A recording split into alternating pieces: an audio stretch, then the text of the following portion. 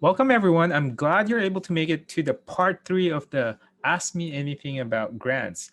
We had received so many questions that we had to do a part three.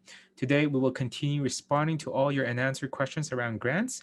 My name is Emmanuel. I'm going to be your moderator. I'm also joined today by none other than our wonderful Rachel Cristine Woody, who has been generously answering all your questions so far. Before we begin, I would like to address some housekeeping items for those of you who are first time attending this. Lines are going to be muted. Number two, you do have option to actually reach out or ask question. There will be a widget, question and answer widget. So feel free to ask any questions that you have in mind while you're viewing this webinar. And lastly, you can check our recording. Our recording is actually on our website, lucidea.com/argus/resources. Now that you know where to find that recording later on, I'd like to share the history of our organization in the community and what we are about. So at Lucidea, we've been working with museums, archives, and library and other informational professionals to provide better access and visibility to your collections. And we focus on bringing you the best solutions from around the world, but we are also comprised of a series of trusted products and companies that have joined Lucidea over the last 30 years. So these brands include well-known products such as Sydney, Imagic, Argus, Archivera, Eloquent, and Quadrastar. Not only do we provide software solutions, we also collaborate with experts in the industry to share community best practices today and some practical tips you can use right now. Our expert brand advisor today is Rachael Cristine Woody. So Rachel is actually the owner of Rachael Cristine Consulting, and she provides services to museums, libraries, and archives. She also specializes in museum collection management systems, digitization technology, digital project management, and digital usership. So during her course of her career, she has successfully launched multiple digital projects that include advanced digitization technology, collaborative portals, and the migration of collection information into collection management system. And guess what? She also is our popular guest author for Lucidea Think Clearly blog. As you can tell, she has tons of experience under her belt. I'm sure you're all excited to hear Rachel's answer to all your grants question that you've submitted. Everyone, Rachael Cristine Woody, I'll pass it along to Rachel. All right. Thank you so much, Emmanuel, for the introduction. And thanks to Lucidea for hosting us today.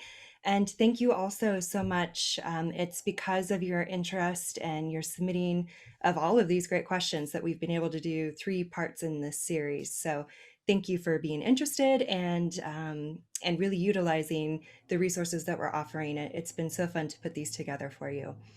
Before I get started, I do want to make the disclaimer that every organization is different. So the answers will always depend on what your situation is, what collection you're working on, what the intended output will be. So my answers will focus on what's best practice or what are some strategies to apply. And then you'll have to think about what pertains to your situation and how to tweak it. So as Emmanuel said, they have a whole suite of webinars, and part of that suite has the Ask Me Anything About Grants Part 1 and 2. So you can go ahead and check those out with the lucidea.com/video/ask me anything about grants, and then add on a part 2, and then with this one, a part 3 to check them out. So we focused on your questions for 3 categories: grant search strategies, how to determine which grants are the best fit for you, and then what questions you have in regard to specific grant project ideas. So focusing in on that first one, what is your grant search strategies question? And we're starting with this question because I think it lays a nice foundation to the frequently asked questions that I get, which is, where's the best place to find X type of grant? And for this particular person's query, they have a very common problem where they don't have enough money to pay for those annual fees for getting those database aggregators, those grant search database subscriptions.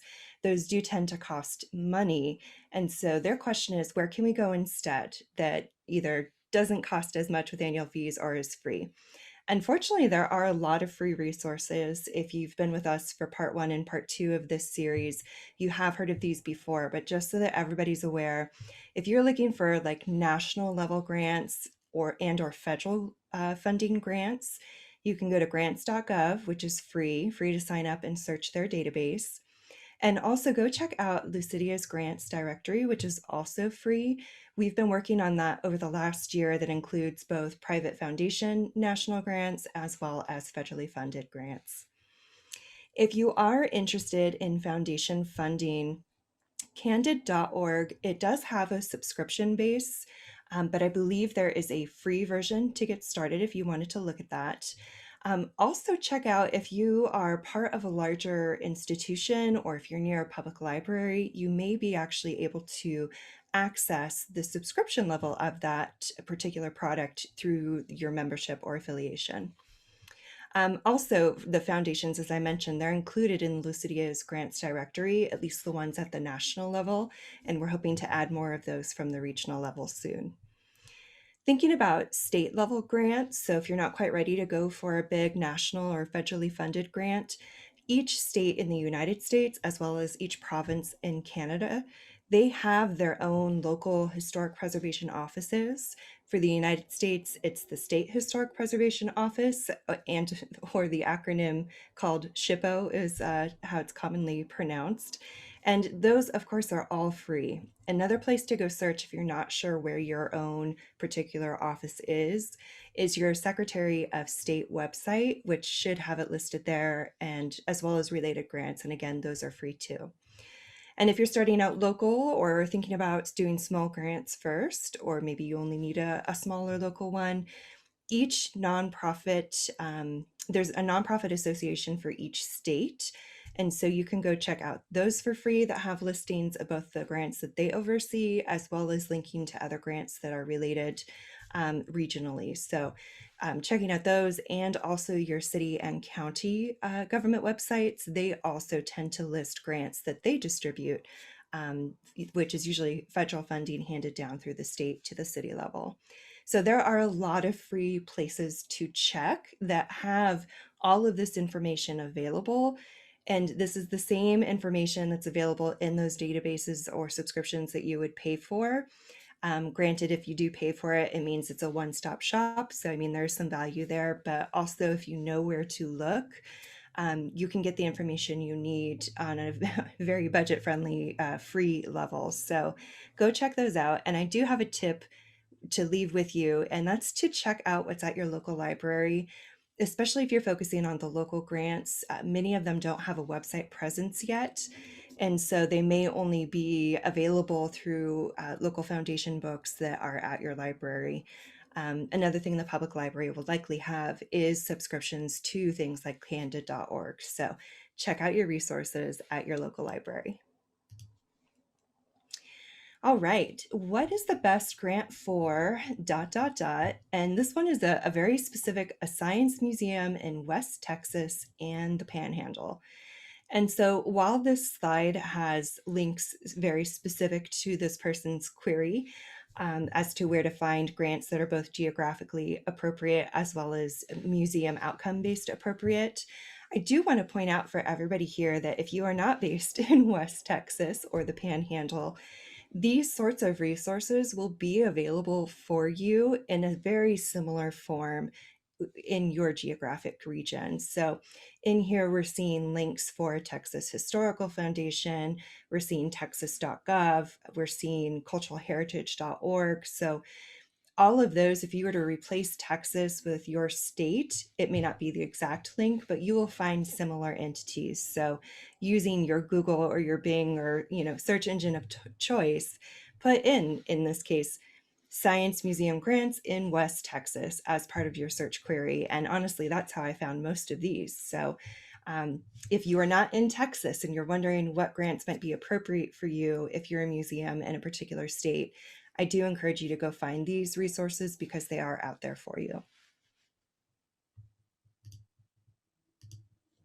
All right, continuing the best grant for ...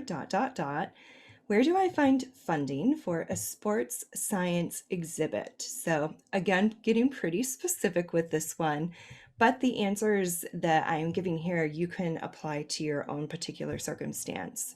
So, while we are talking about grants as our focus for today, I do want to start off and say if you do have something specific in mind, like a sports science exhibit, donors may be the best way to go, whether you have an existing relationship with donors or perhaps need to seek a new set of donors for this particular project. This sort of project idea really indicates to me, and as a person who does both donor cultivation and grant writing, this speaks to me as maybe more interesting for donors to do as opposed to trying to find a grant for. So I encourage you to think about it that way. Also, if you are thinking grants or for, various reasons you're focused on grants only and not donors, I encourage you to, while it's good to be specific, sports science exhibit, for many of the grants, they're not specific in like the topic. So for us, for many of the grants that we're going after or that we use, they're about what is that outcome? Is it that you're putting together an exhibit? Great.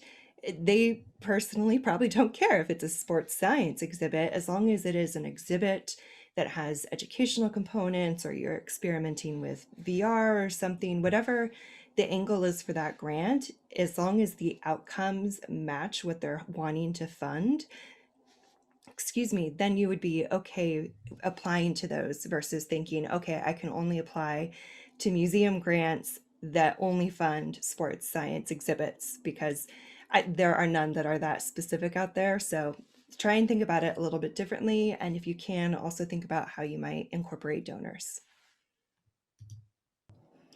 Okay, now we're going to move on to part 2.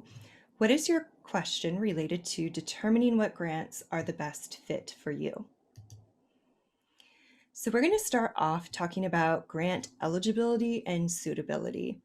And the question we have here is what percentage of fit is required before I consider applying for a grant? And so fit for me indicates both the eligibility and the suitability of your organization and project applying for a grant. And so, just to break down those two definitions so that we're on the same page, eligibility is the criteria such as must be a 501c3, must be a museum open to the public, those types of things where it's like checkbox, yes or no, you either fit the eligibility criteria or you don't. Suitability is more of, okay, yes, you may be eligible, you may be a 501c3 museum open to the public, but if your project is on digitization and you're looking at a grant that wants to fund a physical exhibit, that is not a suitable grant project for that grant. So now we're looking at fit in terms of suitability of the project to the grant. So with that in mind, when we are looking at grant opportunities for our grant project, we need to make sure that we're meeting 100% eligibility criteria. Because if you're not a 501c3 and it requires that you are, they're not even going to look at your application. So it is critical that you are aware and pay attention to what those eligibility criteria markers are. For suitability, I put 95% plus. Suitability is definitely an area that is important because granting agencies only want to fund what is within their mission. That is their fiduciary responsibility.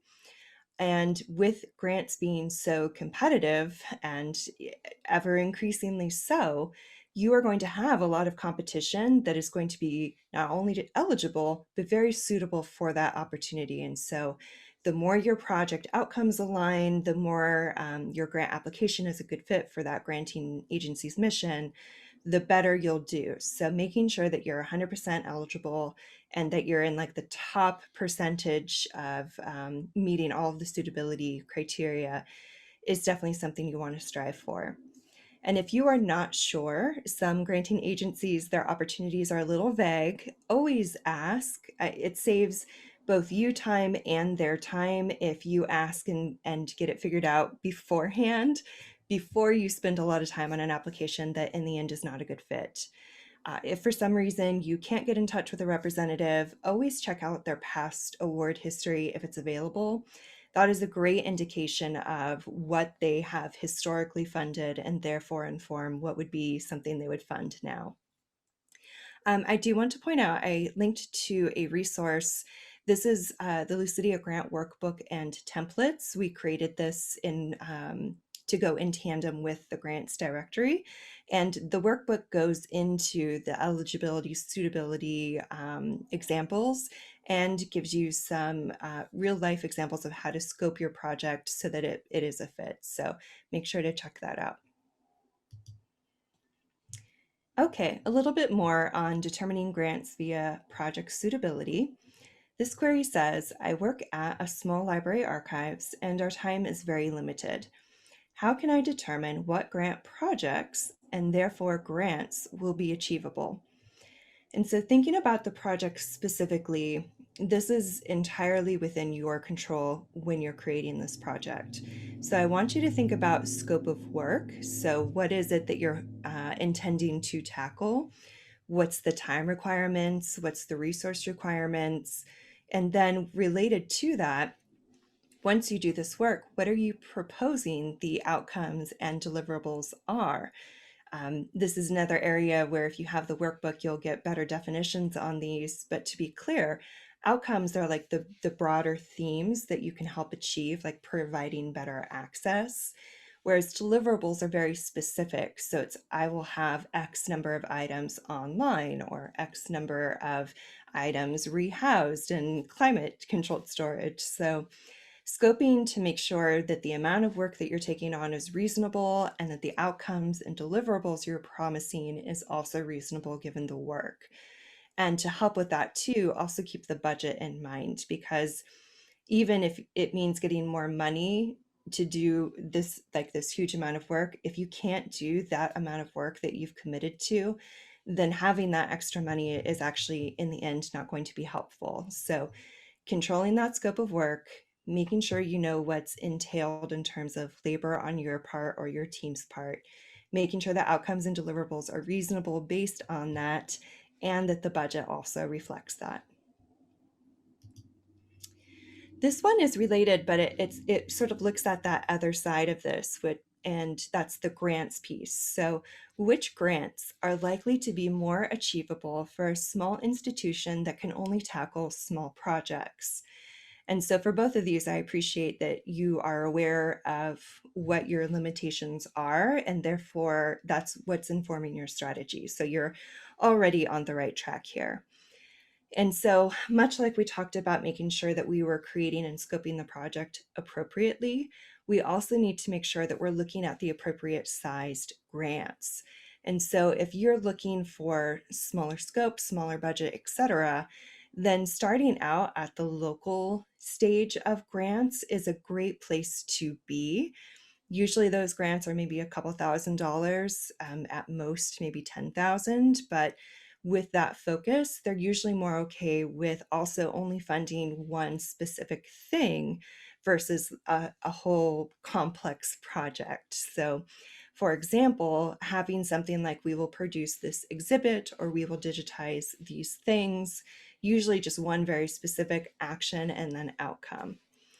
Another thing to think about is depending on what type of project or what sort of need you're solving for, if you're a small institution, you can get grants to bring in that temporary skilled help. So whether that's a temporary curator in residence or paying interns, or bringing in a consultant to do assessment and planning, keep in mind that you can get grant money to fund people to come in and do that work. So that might be another great thing for you to think about for your grant strategy. And then related to when we were talking about projects, keep your scope and your deliverables focused, and that'll help keep the grant, no matter which one you apply for, be a reasonable size grant for you to manage and implement. All right. What is your grant project ideas question? Project idea, getting into the details. This query says, what's the best way to accurately track audience/community demographics? So there are two places that I see granting agencies ask about demographics. One of those places is pre-project. So within the grant application, they are asking you for the demographics of the audience that you traditionally serve day to day. And so if that's what you're answering for, usually your organization has that data, whether it's past surveys, annual reports, visitor or usage tracking. Um, those areas are usually where we can get some of that quantitative numbers information.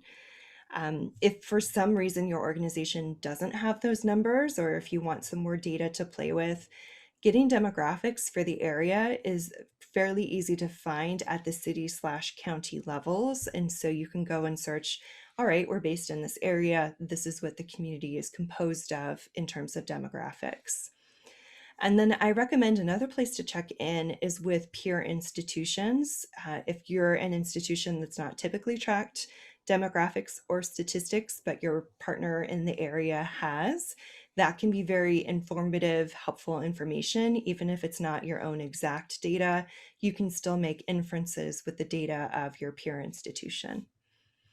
And then the second place where I see this question asked is for the project duration or like the project outcomes. So what are the demographics of the audience that you have positively impacted either during the project or as the end result of the project? And so for many of these, if it's the grant project that they want to know the demographics being served, usually you can do surveys. That way people can self-identify for themselves whether or not they want to. They can elect to do so. And so surveys are typically the primary way I see this captured, whether it's a in-person, online, etc. event. So those are the two areas where you'll be asked about it, depending on the grants you apply for. And those are some of the resources you can check out to get those numbers. So continuing with project ideas, this query is, if your collections are very niche, how can you increase the appeal to granting agencies? So I do want to affirm that this is a typical fear. You are not alone, but to also know that many of our collections are niche, especially those in archives and special collections. And so I want you to remember what we talked about earlier with the Science Museum exhibit. It's not so much that it's a science exhibit, it's that it's an exhibit as the outcome of the grant. So I want you to sort of flip this and think about what is the potential appeal, the potential outcomes that would be relevant to your stakeholders or perhaps new stakeholders, and then focusing on that contribution or of the potential uses that would result. So what are those outcomes and deliverables? And then with that information, go and find a grant that wants to support maybe your community type, maybe it's the work type like digitization, maybe it is the collection, whether it's letters from women authors or whatever your niche is. It could be collection, and then it could also just be type, so like format type. I've seen some very specific preservation grants, especially for moving images, daguerreotypes, things like that. So there's a couple different angles you can approach this that goes beyond having just a very niche collection. So I encourage you to think about it in a few different ways. Continuing with project idea details, I'm in the first I'm the first professional the museum's hired to work on the collections. We need supplies, fixtures, a CMS, and more help. Do you have any advice for someone who's starting from scratch? And this is another one where you are not alone. I have gone through this several times with both as a traditional employee and as a consultant. So just know you're not alone in this starting from scratch area. And in fact, there are grants out there that can help get you going as long as you know where you need to start. So for this one, I recommend starting out with an assessment. bring someone in to do a collections assessment to figure out what you have, what shape it's in, what are in the area organizations nearby, who are your stakeholders, what sources do you need, what are the recommendations of what to do next. So even if you already sort of know those things, it is very helpful to get a formalized assessment from a third party, someone outside of your organization, to help legitimize any of your future requests. So I recommend doing that first. And then depending on what your goals are, what your resources are, etc., if you are starting out from scratch, there are likely many different things you would like to achieve. And so I recommend breaking them out into phases that are manageable and can be done within months to maybe a year, and then prioritize those phases. So yes, one of your end goals might be to have collections online, but maybe one of your first goals or your early goals needs to be getting digitization equipment in or getting training on how to catalog, that type of thing. So make sure you prioritize appropriately. Then run costs and get proposals. For many consultants, myself included, we usually provide proposals 1 to 2 pages for free, knowing that many archives and museums have to go out and go and get a grant or go and get a donor. And so we do realize that these bids or proposals help, again, legitimize that request. So definitely make sure you're working with real numbers. And then once you've done all of that, then you can start looking for grants that fit whatever particular phase you're working on at the moment.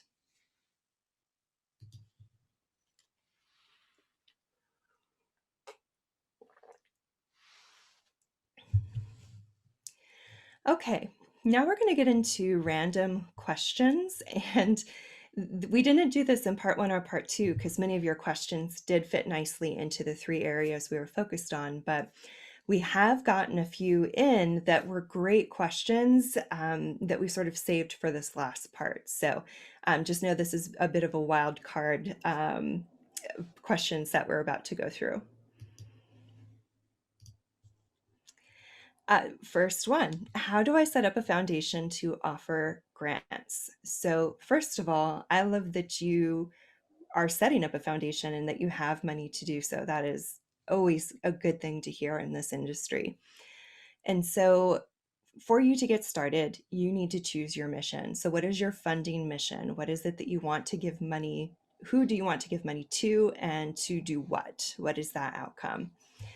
You will also need to decide if you're going to be private versus public. So are you going to operate as a private foundation, private money, or are you going to operate publicly, maybe bringing in money to incorporate as a nonprofit, that kind of thing?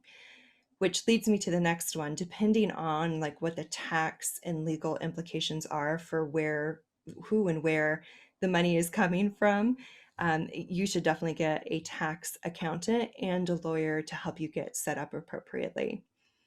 And then depending on that setup, foundation, nonprofit, you will likely need to incorporate, you will need some bylaws. If you're a nonprofit, you'll need to get IRS tax exemption, that kind of thing. So once you decide what entity type you want to be, you need to make sure you follow the steps for that. Depending on who you are, but typically in both cases, whether nonprofit or private, you will want/need a board. So getting people on that board that bring different skill sets and different points of views would be good. And then you can get to what I presume will be the fun part for you, and that is to establish the criteria, create the grant application, and figure out ahead of time how you are going to score those applications. So creating a scoring rubric. I did find a great source for this here, blogs.submittable.com/how to start a grant.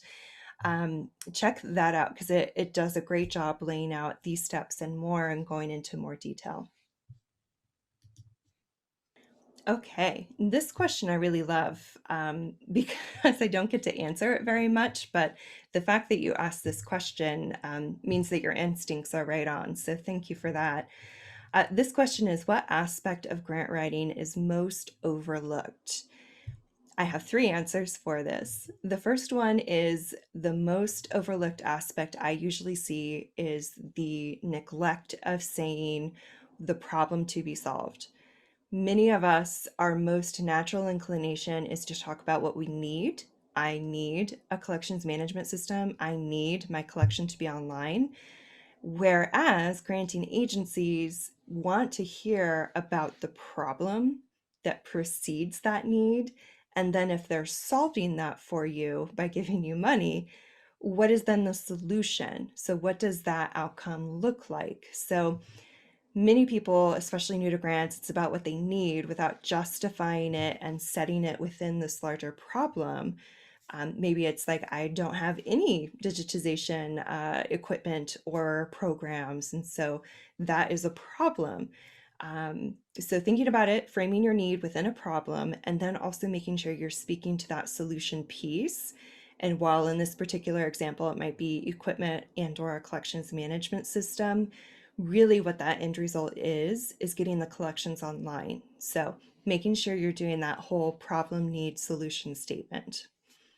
Another thing that I often see overlooked and is once you know it, is such an easy thing to do is pay attention to the lexicon.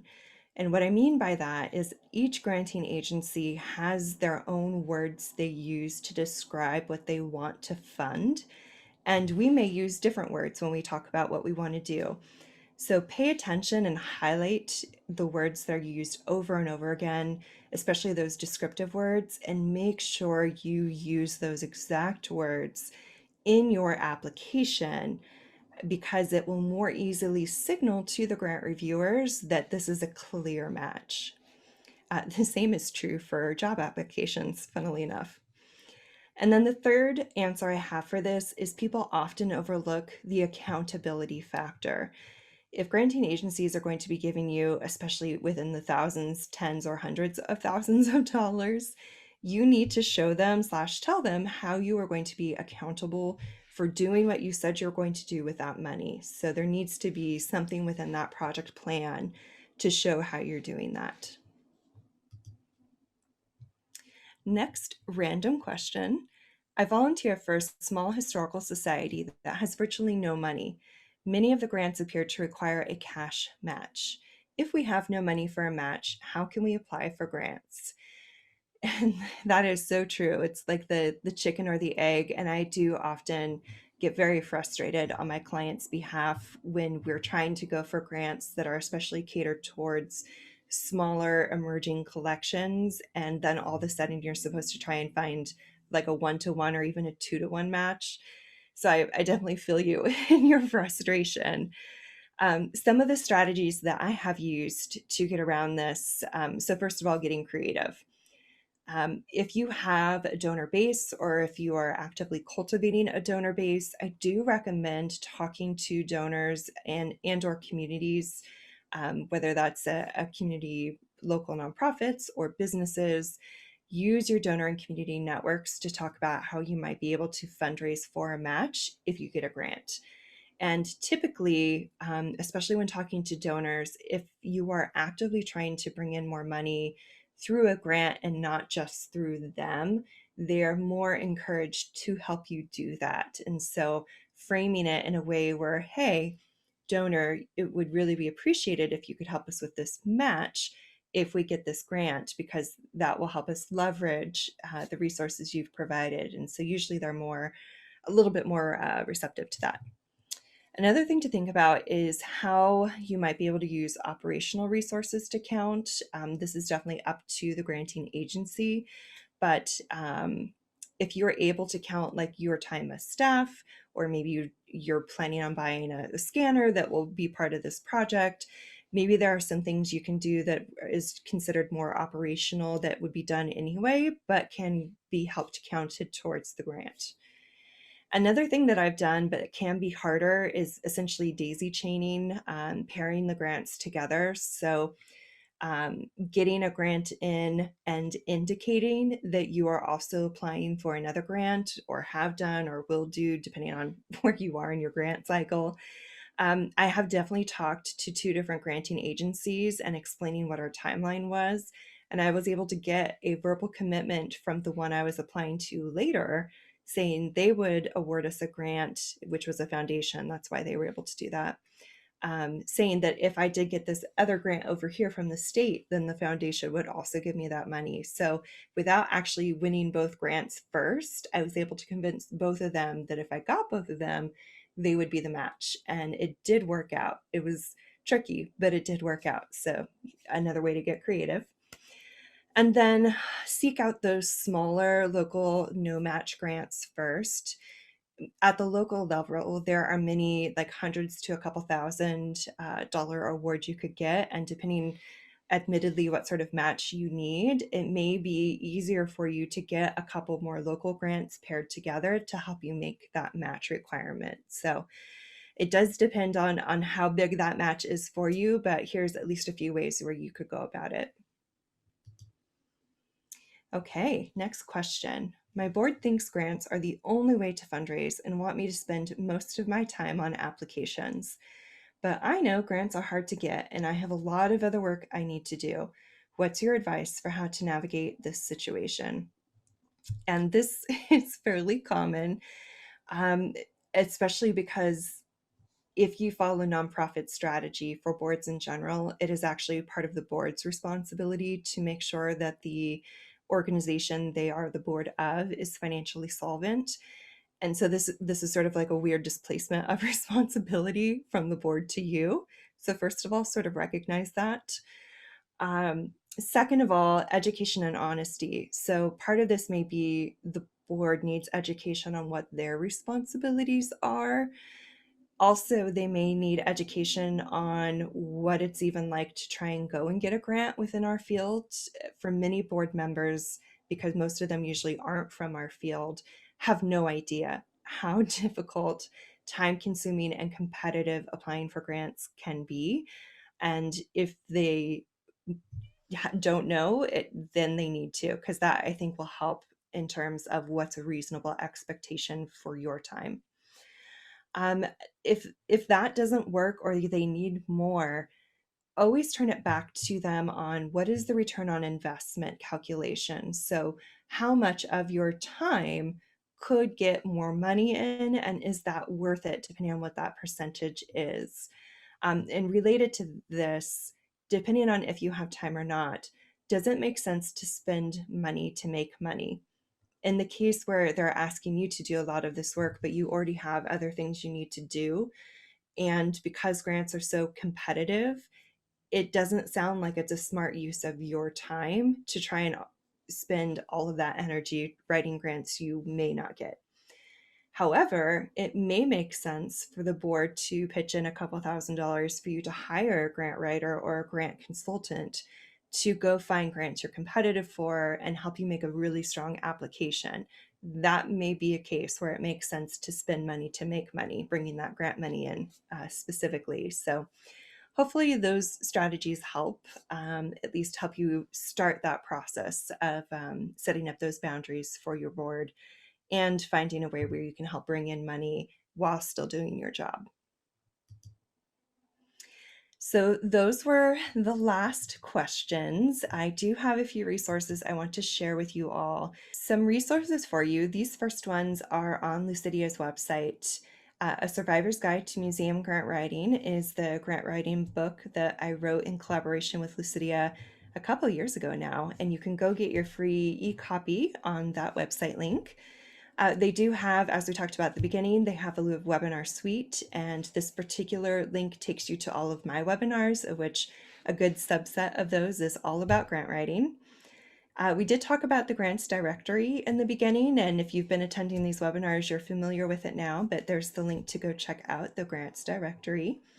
And then please go snag that workbook. It's also an e-copy, completely free for you to download.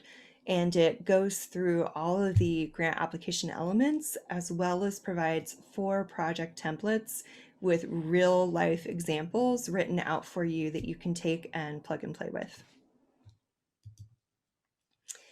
Also, as Emmanuel mentioned, I do a lot of blog post writing with Lucidea, and so several of them do happen to be grant focused. I won't read all of those titles to you, But if you go to Lucidea's Think Clearly blog and either click on my face or in the search box, search for museum grants, it will pull up all of the blog posts that I have written and have been published on Think Clearly. And then resources from my own website. I do offer grant services if bringing on an expert is something that makes sense for your organization. But I also offer grant courses. I have a free mini course available right now, and then paid courses if that's something you're interested in.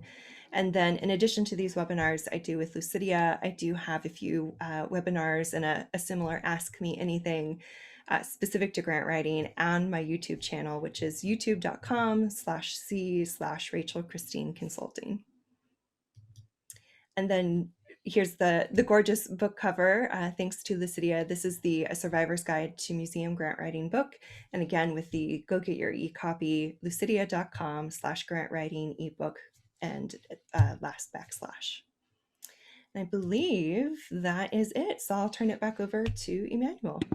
Thank you so much, Rachel, for your time sharing your knowledge to all our audience and attendees.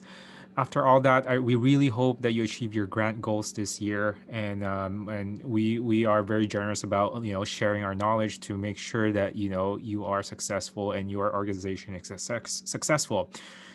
Just to let you know as well, we've been helping small, mid-sized, or large museums make their collection more visible and accessible. So if this is one of your goals this year in your museum, we would love to talk to you. Even if you're just starting your grant process or in the process of getting your grant approved, it's always a good idea to learn about your options. So once you get your grant money, you'll be able to make an informed decision for your museum. I'll just give you an example. One of our clients recently had to rely on grant money, and obviously they had limited budget. So Lucidia genuinely found ways to work within that. So you really never know, and we were able to provide a customized solution that fits their needs and their organization. So yeah, feel free to reach out. We would love to talk to you if that's one of your goals this year as well. And again, thank you for attending. Our contact is there. You can send us an email as well. And yeah, have a nice day, and we'll possibly see you again. Take care. Bye for now.